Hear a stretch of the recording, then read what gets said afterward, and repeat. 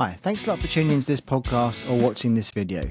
My name's Callum Beaumont. I'm the founder of a recruitment agency called Cordell Beaumont, and I also run the show Maritime SoftwareHub, which is a podcast. So today I'm going to do something a little bit different. Just me on the show today. I'm coming up to, it's actually my 39th birthday today. So I thought it's a good time to kind of take a bit of time out, reflect, and have a look at how we're doing in terms of our core recruitment agency business. But I also wanted to kind of share a few of the other little projects we've got going on at the moment, and give a bit of an honest appraisal and insights of what it's been like kind of running one or two little businesses over the last few years, just in case it helps anyone that's thinking of doing the same. I'm going to timestamp these, so if anyone's watching on YouTube, you can kind of skip ahead to any sections you think are perhaps a bit more interesting or appropriate to you. So please do stick around though, because I want to try and hopefully share some insights relevant to obviously the core listeners, the maritime software kind of community we're in, but also other people that might be interested in just what it's like to run an agency and set up an e-commerce business, which we're doing at the moment as well alongside, plus obviously running the podcast. So we'll dive in now. Please do stick around, and thank you again for tuning in. Okay, so quick overview of the recruitment agency. So when did we start? We started in 2019, in end of May. We are coming up to our 5th year of trading. It's been a bit of a roller coaster, definitely. I mean, we've kind of, we just launched the business just before everything happened in the early 2020, 2021. So it was a really interesting time to start a business. Lots of kind of hiring patterns changed, and obviously people started to work much more remotely. I started to scale the team in kind of 2020, about 2021. I started to hire people in 2022, and we grew to a team of 7 at one point. And then, yes, since then, we've kind of scaled down a little bit. We've got 4 of us at the moment that are doing core recruitment, and then 2 other consultants that are helping with more kind of retained and executive search projects. And they're based in the UK, Greece, and the Philippines. So a bit of a diverse mixture. So life before Cordell Beaumont, for anyone that's interested, perhaps a bit more about the story of our team and why I started the business. Some of you may know that I'm predominantly from a shipbroking background. My grandfather was a sell and purchase shipbroker for nearly 60 years. My mum was a broker for 10 years. And I sort of went through university and my studies knowing that one day I was going to go into broking, either join the family business or go and join one of the other brokers up in London. So I had a really good kind of head start into the shipping. I spent about 8 months living in Greece, in Passalimani, and spending some time with ship owners. Went on board a couple of vessels for like deliveries, and got a taste of what it's like being inside a ship owner's and a ship manager's office. And it was really interesting to see the day-to-day kind of just operations, how they kind of manage the crew, how they kind of deal with expenses and different kind of assets of their business, and also how they interact with the brokers, either the charterers or the S&P brokers. So it's quite interesting hearing their insights. And then I guess after sort of that stint in broking, I went for my grandfather, worked with him for 4 years, did a year at SSY as an S&P broker, and I basically figured out I wasn't very good at broking. I enjoyed it. I loved the industry, sold a couple of ships, and I just thought, you know what, I'm trying to do my own thing and explore a bit. So I think it was around 2012, I then did some traveling. And I came back and I went into recruitment and started doing shipping recruitment. And quite quickly managed to get into a role with Clarksons, obviously the major shipbroking company. I was their recruitment manager. I was the first kind of dedicated person to look after recruitment. Obviously, they've been going for hundreds of years, so they're very, very good at doing it themselves. But it was fantastic to get a great insight into what life is like behind the scenes of a real growing, well-established FTSE 250 publicly traded business, basically. I was very involved from the beginning of the start of their technical platform, C. So it was really interesting getting to see other competitors at the time. This is 2015. I was there between 2015 and 2019.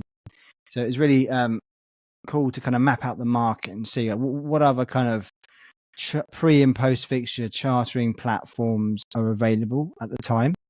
What type of talent could we kind of reach out to try and obviously grow the team within the business? So I quite quickly figured out that there aren't that many out there at the time, apart from the well-established players that have been there for a long time. But then after sort of 2017, 2018, there became more and more businesses starting to pop up. So I got really involved with the hiring of the commercial sales team, the marketing team, product managers, and also a little bit on the development side as well. So really interesting time. And yeah, fantastic company. I can't speak it more highly of Clarksons and seeing the guys there. So I decided to leave 2019 because I just felt like there was no specific kind of niche recruitment agency that really focuses on that maritime software space, and especially an agency that has prior shipping experience. So I thought I'd take the plunge and try and combine my broking knowledge with my knowledge of obviously in-house and agency recruitment, put it all into one, and started Cordell Beaumont. So I did that for 18 months or so. It was just me, mainly kind of growing a client network. To start with, it was a mixture between commercial shipping companies, so shipbrokers in particular, ship owners, some commodity traders, but mostly it was the maritime software businesses. So focusing in on the chartering platforms, data insights around commodity flows, that type of thing, but also looking more on the technical side of maritime. So the more vessel performance solutions, e-navigation platforms, kind of crewing technology. Started to grow a bit of an insight and a network into those spaces. And then after about 18 months, as I said, we took on our first hire, started to scale the team. And quite proud to say that we've become, I guess, one of the prominent recruitment agencies within the maritime technology space. And we've featured at a number of events where we like to host or not host, sponsor and attend, and really, really proud of our contacts within guys like Smart Maritime Network and Digital Ship and Binnacle now with the guys there, like really honoured that we're one of the main people they kind of speak to in terms of agency partners. So bit of a privilege, which I'm really, really grateful for. So that's where the agency is basically. Yeah, I'm very focused on that day to day. Still really is the bread and butter that kind of keeps it going. It supports my whole family, and I'm loving growing our team again. We recently hired a former broker that's doing really well so far, and he's going to help us grow more of our maritime technology business division in the US in particular, and also Europe. And he's going to carry on working on the commercial shipping projects given his background. So lots to come there.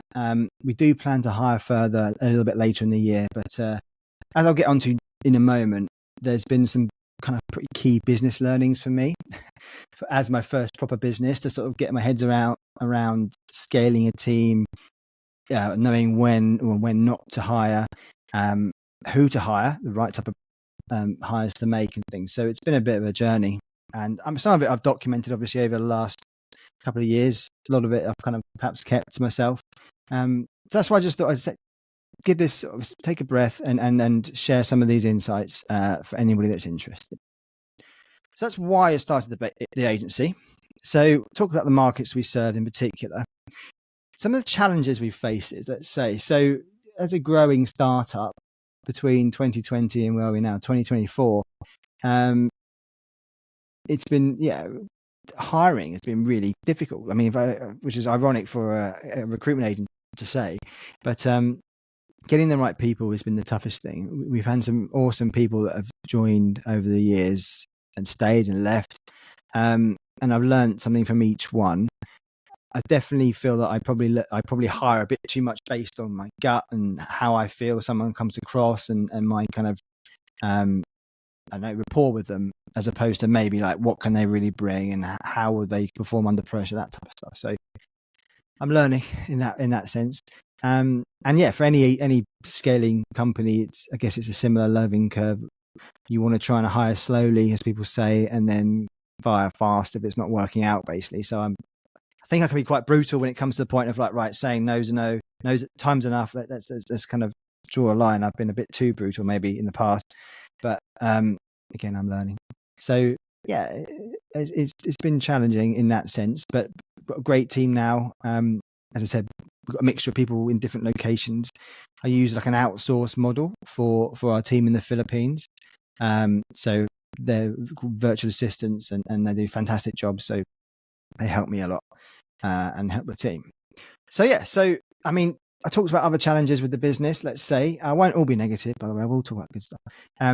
But I mean, the main thing of growing a company is just managing cash flow. I think and when you've got a global client base, in particularly in recruitment, some of the clients are very, very, very close to you, and you have kind of good payment terms with them, and maybe when you place a candidate, they've only got like a 1 month notice period, or ideally if they're in the US, it's a 2 week, which is fantastic. And you know that payment comes quite quickly, but in other scenarios, you might be working with a large publicly listed company or just a company that just has long payment terms, like 60 or 90 days sometimes. And when you factor in maybe a 2 or 3 months candidate notice period, plus the time you spend working on the search and arranging interviews, sometimes a lot of our clients don't realize that we don't get paid in sometimes sort of 3, 6, 9 months from beginning to the end of a process. So that's something to factor in, unless obviously you work on a more retained kind of executive search type of model, which we try and do more of. Not every company wants to work in that way, which is understandable. So we try and explain the benefits of why it's a win-win for each company if they do work in that way. And we've had lots of good success. So I think the client relationship side is so key to getting those payments in. And I don't want to talk about cash too much, but it is so important. I mean, we've been literally, I probably shouldn't say this, but towards the end of last year, it was a case of like, this is make or break for us. We had that 2 or 3 very big payments which were due and were well overdue, and we had to get solicitors and things involved. So that kind of meant it impacted all our marketing, it impacted our hiring and things. So I've learned about having a buffer, and when times are good, celebrate, but don't celebrate too much. Maybe the odd business class travel ticket wasn't necessarily required, but I think you've got to enjoy the good times when they are there, but maybe not too much. That's my lesson. Cool. So that's where we are with the recruitment side. So very much still growing. Core markets are still the maritime technology. Really enjoying doing a bit more on the renewable side. A little bit, obviously, everything's happening in the EU ETS side at the moment, so that's been interesting. But the market in general, if we kind of dive into the next topic, I think is becoming tougher in the maritime technology space. If I was a candidate now, a senior, let's say a mid-level candidate, it's hard to know where to go, because lots of companies are kind of merging, or they're being acquired. There's a number of companies that provide similar platforms. So I think it's a case of being very picky and getting to know the business that you're perhaps interviewing for, and thinking about why you're looking to leave your current company. Obviously, as a recruiter, we want to see people kind of change roles and introduce them to new companies and things. But for us, it's becoming really important that we understand the reason why somebody should leave their current role and go and join our client or another business. So from a hiring perspective, it's really important to be aware that candidates are being very selective. It's a tough market. There's a lot of like spotlight on investment in the shipping tech space in particular.